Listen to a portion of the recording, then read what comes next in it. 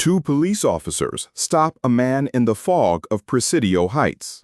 Blood on his hands. A taxi driver named Paul Stein lies dead in his cab just 2 blocks away. A wrong description comes over the radio, so the officers let him walk. Right past them, into the San Francisco night. It is October 11th, 1969. The Zodiac Killer slips through the only trap anyone ever sets for him. That encounter is the closest anyone ever gets to the Zodiac. He kills at least 5 people across Northern California, sends coded messages to newspapers, signs them with a crossed circle, demands publication, or threatens to murder again. 4 cryptograms challenge the world for decades. 2 get solved. 1 takes 51 years. The shortest, 13 characters, allegedly contains his real name. In December 2025, an AI claims to crack it. David Faraday is 17. A quiet kid who loves engineering and spends his afternoons sketching designs that impress teachers twice his age. Betty Lou Jensen is the girl everyone notices, not because she tries, because she genuinely lights up a room. She talks about college constantly, already planning a future she can see clearly.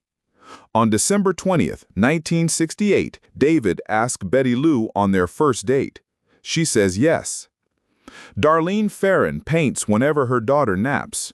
Her beat-up brown Corvair is famous around Vallejo. Friends spot it from blocks away. Cecilia Shepard spends weekends hiking near Lake Berryessa between college classes. Paul Stein drives a San Francisco taxi through the night to pay for graduate school. He kept saying he was almost done with his degree, a coworker remembers. None of them has any reason to be afraid. Not yet. Here is what makes this case so chilling from the very start. On December 20th, 1968, David and Betty Lou drive to a quiet turnoff on Lake Herman Road, a popular spot for couples. The evening is calm.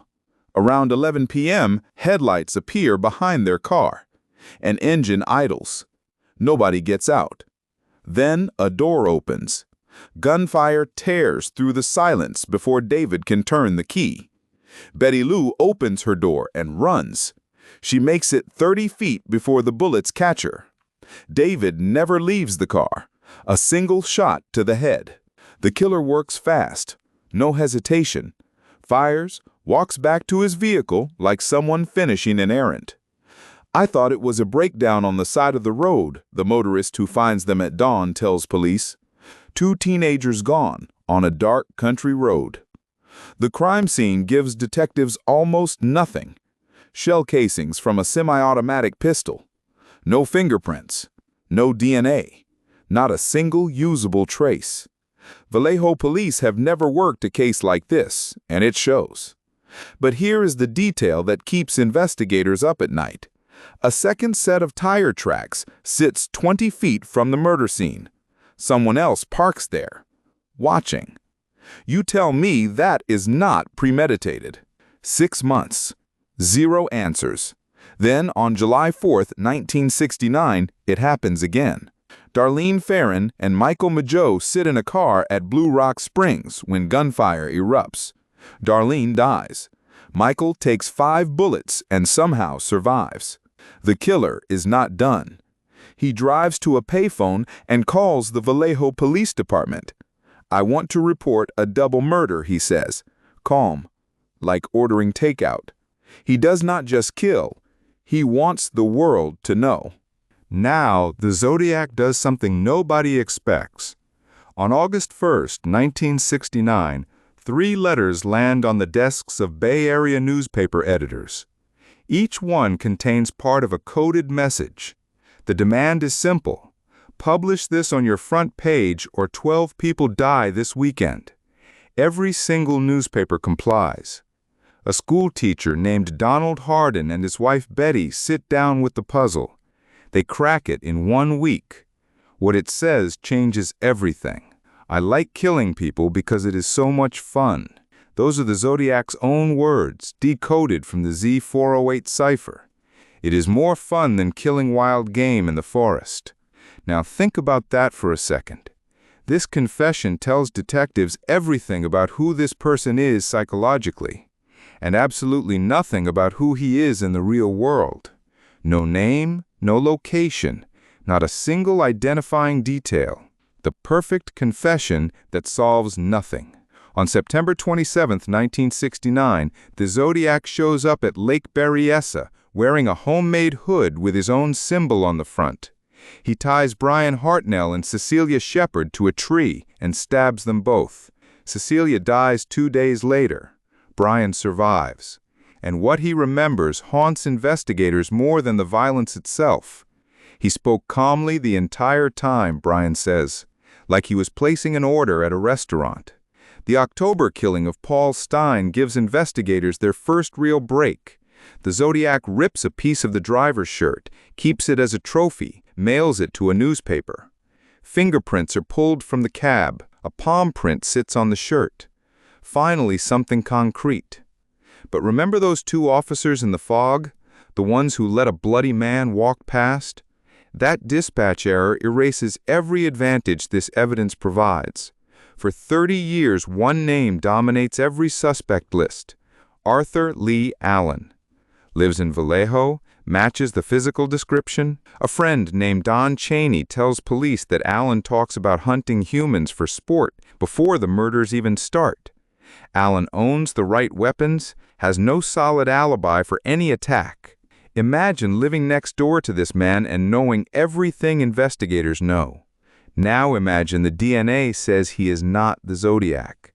DNA from saliva on the Zodiac's letters does not match Arthur Lee Allen. Decades of suspicion demolished in one lab result.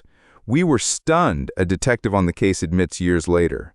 Everything pointed to him except the one piece of evidence that should have sealed it. Allen dies in 1992 without facing charges. After him comes Lawrence Kane. Then Gary Francis Post in 2021. Each theory burns bright and collapses fast. Step back and look at the full picture. The Zodiac designs a hood, invents original ciphers, plans attacks across multiple cities, sends newspaper letters grading his own crimes. This is not just violence, this is performance art. He demands an audience decades before audiences go online. You look at the full pattern and something clicks. Is the Zodiac hiding all these years, or is everyone simply failing to see him? 50 years, no arrest, not even close. DNA eliminates the strongest suspect. Witnesses cannot agree on a face.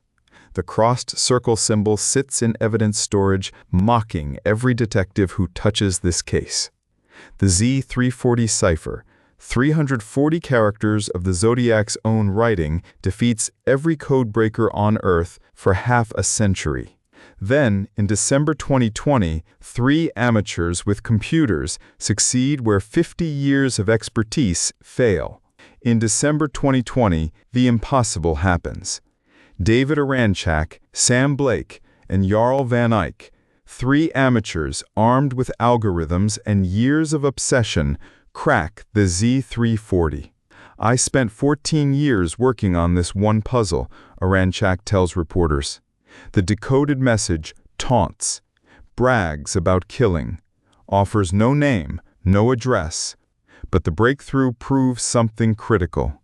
These ciphers can be broken. One remains, the Z13. 13 characters that may hide a killer's name.